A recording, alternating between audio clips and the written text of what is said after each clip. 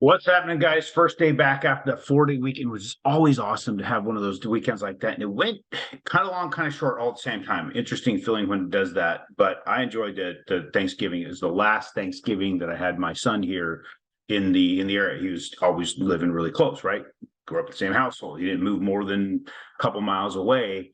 And now he's out in Missouri. So yeah, so it's a change in our life to see now, I've got one daughter gone, went to Idaho, works for me, Tori.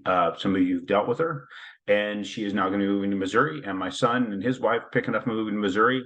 I go back and forth there a lot, so it doesn't hurt as bad and be able to see them, but it still sucks, right? It sucks to have them gone, the spreading of the family like that. But we did the best we could to make sure it was memorable. I don't know about you guys. Put something in the chat. What made this Thanksgiving more memorable than normal, right? So what did I do?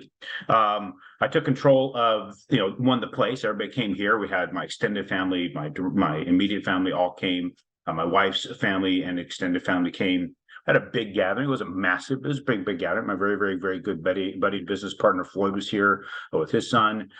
And to shake it up a little bit, the smoker put an alligator on that thing. And if you have not had smoked alligator, if you haven't had alligator at all, you should really try it.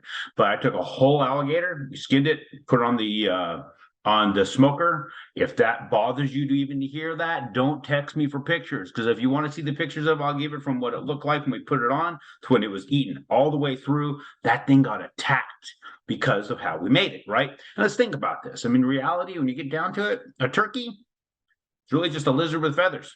So either way, we're still eating the lizard. The only difference between the alligator and the turkey or the chicken is the alligator actually is the best thing to actually mimic dino nuggets, because it's truly a dinosaur with chicken flesh, basically. So it was awesome. It was really, really good. It took off.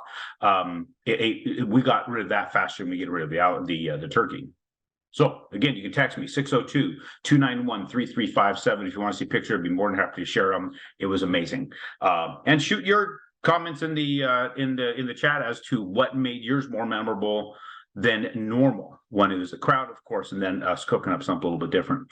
So this week, as far as the market is concerned, what are we staring at? We're seeing some things with respect to, at least for me, the highlight this week that would stand out. The median home price is claiming to have gone down, right? You're going to see that data, and you as a real estate investor, like, man, do I purchase into this particular market because the median home price is going down?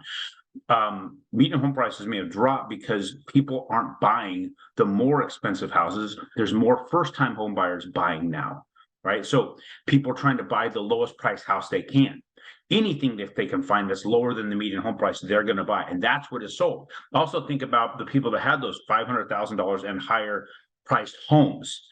If they had purchased a home in the last 5 years, 6, 7 years, they're not going to try and sell that. They can't replace that with the rate that they've got with our current interest rates where they are. Now, there's, of course, speculation with what the Fed's doing that we may see interest rates decline potentially if the Fed eases up on quantitative tightening. If they do ease up on quantitative tightening, what are they going to do at that point? They would actually start taking some of the capital that they're withholding and reinvesting that which they've already invested into mortgage-backed securities. Good. The money they had tied up in mortgage-backed securities, what they're doing is reinvesting any of that interest payment back into it. They stopped doing that, and that's why I saw interest rates jump the way they did. They're also pulled out in some other respects. So if they pull back on that, stop the quantitative tightening, there's a chance, it's not even a chance, we would see it, more capital going into the market, and we'd start to see that increase. Now, is it going to the extent that we're going to drive it all the way back down to the rates we were? No, because that's reinvestment of capital. I don't believe that's good, because before they were allocating more capital. This would be just reinvestment of current capital, or at least gains within the capital that's currently invested. So that's where my thought is. Other thing that I found very, very interesting, there was a survey that was done by Yahoo Finance, and it said that 80% of American households are in worse position than they were pre-COVID. Pretty amazing.